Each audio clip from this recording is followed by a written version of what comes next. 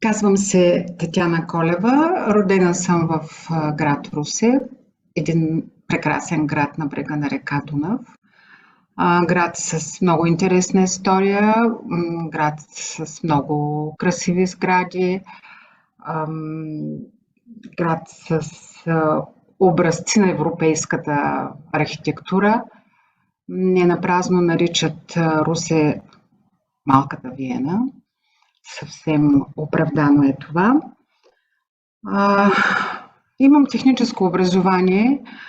Заниманията ми в професионалната ми сфера са били съвсем различни от това, което се занимавам сега. Но когато през 2008 година приключих професионалните си занимания, се отдадох изцяло на творческа работа, така да се каже. Започнах да се занимавам с кукли, с занаяти. През 2009 година получих майсторско свидетелство и от тогава съм член на Националното сдружение на задруга на майсторите на народните художествени занаяти. През 2013 година майсторите от град Русе решихме да регистрираме едно сдружение, което се нарича Дунавска задруга. И бях от учредителите на Дунавска задруга, членувам в Дунавска задруга и съм председател на управителния съвет от създаването на сдружението през 2013 година до момента. Сдружението обединява майстори на народни художествени занаяти, които представят 15 традиционни занаята. Всички имат майсторски свидетелства, издадени съгласно българското законодателство, с изискванията на Закона за занаятите, което ги прави легитимни не само в България, но и в Европейския съюз. Когато създадохме сдружението през 2013 година, то беше по-скоро като местна структура. За наша радост в момента, след 2014 даже, а към момента вече имаме много майстори, които са от други части на страната. Например, имаме 3 майстори от Варна, имаме 4 майстори, които членуват при нас и са от Велико Търново, от Софийско, от Горна Оряховица. С това доста се разшири териториално, така да се каже, нашето сдружение. С кукли и с национални носи се занимавам от 2008 година, както казах, когато приключих с професионалните си ангажименти. Наредом с тях от 2013, разбира се, голяма част от времето ми е ангажирано и с задълженията ми като председател на сдружението. Защо точно с кукли? Малко предистория има всичко това. Когато бях на 10 години, се записах в танцов състав за народни танци към Пионерския дом. Тогава, преди доста време, имаше такива организации, структури, които създаваха извънкласни занимания на децата. Аз бях на 10 години, когато започнах да танцувам народни танци. След това продължих и в средното училище. След като завърших, продължих в ансамбъла за народни песни и танци в Русе. И така в продължение на 20 години, без да прекъсна нито за една година. Так, може би тогава у мен се роди тази любов към фолклора, към танците, към националните носи, към традицията, към чаите. И може би всичко това ме отведе и при куклите. Мога да кажа, че в моите очи една жена с национален костюм е много по-красива, отколкото една жена с моден дизайнерски тоалет, например. Аз самата се чувствам много комфортно, когато съм облечена в национален костюм. Чувствам се с по-различно самочувствие. Някакси аз за себе си се чувствам по-хубава, когато съм облечена в национален костюм. Правенето на кукли с национален костюм е много голямо предизвикателство, защото тук се сблъсквам с това един костюм да се направи в толкова умален модел върху една стойка, да кажем 30, 40, 50 см, и в същото време да запази характера, да запази спецификата на региона, който искам да представя. Това е сравнително трудно, защото е много голямо разнообразието на българските национални костюми, не само като разлика в етнографските области. Във всяка етнографска област, в различните села дори има разлика, не само в етнографската област. Да не говорим за това, че българските национални костюми, те могат да бъдат обредни, като например лазарски, коледарски, сурвакарски. Невестинските костюми, те пък са голямата ми любов, те са магия просто. Могат да бъдат работни. Също така се делят и по своята символика, защото костюмите също носят някакви елементи, които имат своя символ в самия костюм, в начина на забраждане. Носят се, да кажем, по този начин забрадени се носят само момите, по друг начин се носят възрастните жени, омъжените жени, младите невести, вдовиците, жените, които имат едно дете или първородна рожба. Всичко това с някакви символи е показано в костюма на българката. Много ми е приятно и много ми е интересно, когато избера, да кажем, костюм от един регион и реша да го направя. Започвам първо с едно проучване на този регион и на костюма. Разбира се, аз нямам академични познания по българския национален костюм и си го казвам, това не ми е професия.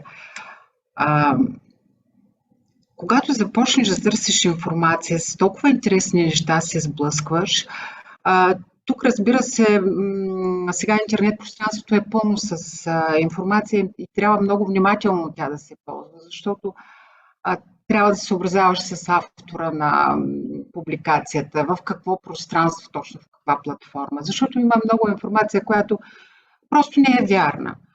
Аз предимно се насочвам на издания на Българската академия на науките. Изключително много ги уважавам и смятам, че са много добри, по много добър начин и проучванията са също така на ниво правени преди много години.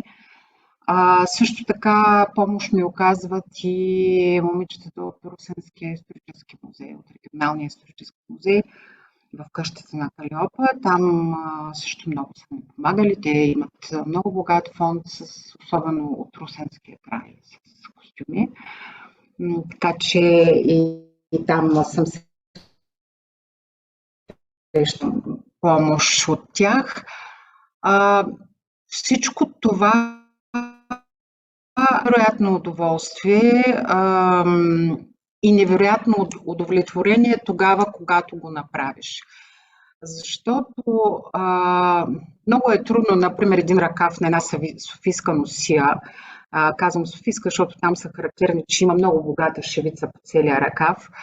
И когато този нормален ръкав, както се казва, трябва да го направиш на един 10 см ръкавче и трябва да избереш няколко бода, няколко кръстчета, там нещо, което да извеждаш на това малко ръкавче, но което да не бяга от истината, което да напомня за това, което е наистина софийската шевица на един ръкав. Разбира се, българската везба е необятна територия. Там просто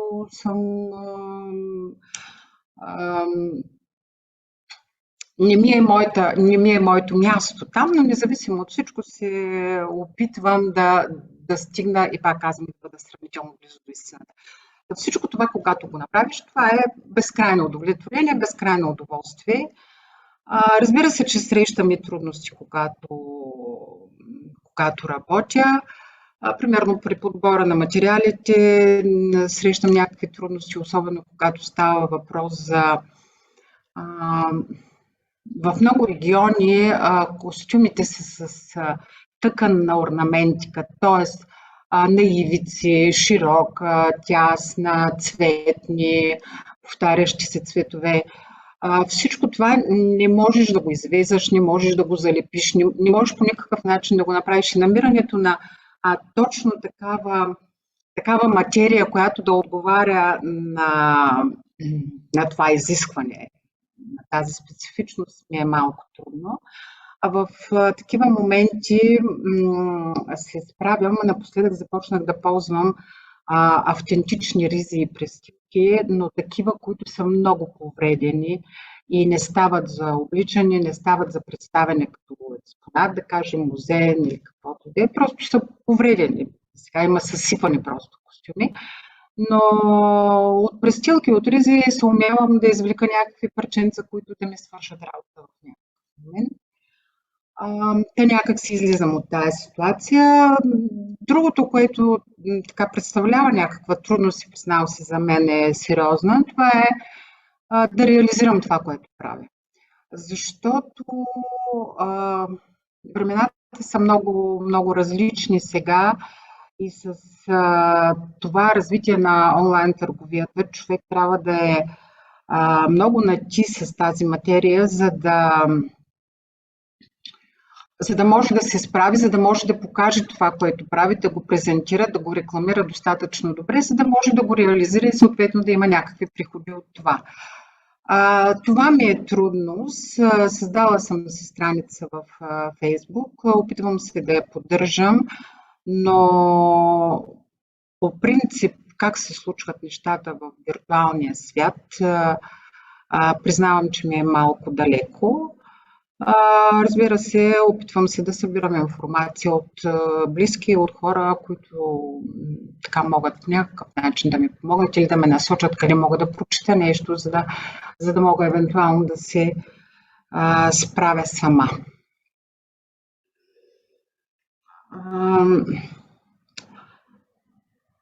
Младите, които искат да се занимават с това и не само с занаяти, изобщо младите хора, които искат да се занимават с някаква творческа дейност. Било то занаяти, било то някакво приложено изкуство, музика, театър, да рисуват каквото ще да бъде, каквото и творчество. Да искат да развиват, просто трябва да имат много търпение и много любов.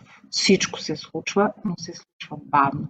Тогава, когато го правиш с ръцете си, тогава, когато влагаш с ръцето си, душата си, нещата стават бавно. За съжаление, в момента повечето млади хора искат всичко да стане тук и веднага, ако може вчера даже, но това няма как да се случи, ако искаш да се развиваш, ако искаш това да бъде твоето нещо. И ако ти го усещаш като своето си нещо, просто трябва да се заредиш с това търпение, да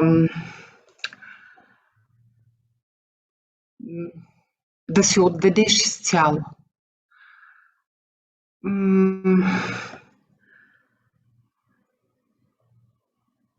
Всяко нещо, което е изработено с любов, аз го усещам все едно, че го зареждаш с твоята любов, зареждаш го с позитивна енергия. И неминуемо това стига до хората. Неминуемо това се усеща от всички тия, които се докосват до него, все едно дали ще се го купят или няма. Хората, които се докосват до всяко нещо направено с любов и с душа, се оценява. За съжаление, не само в моя занаят, но и въобще занаятите, традиционните занаяти имат трудно настояще и трудно бъдеще, според мен.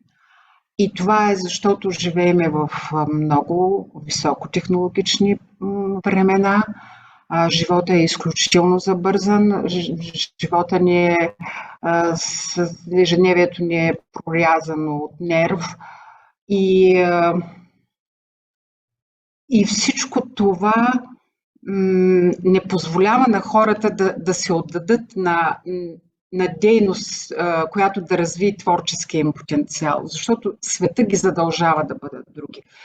Аз така го разбирам, нали, не искам да бъда песимистично настроена, защото мога да кажа, че наистина хората харесват това, което правим, усещат го, защото погледнеш един такъв предмет, там няма усещането за поточната линия, за машината, там има само сърцето на Твореца и хората го разбират.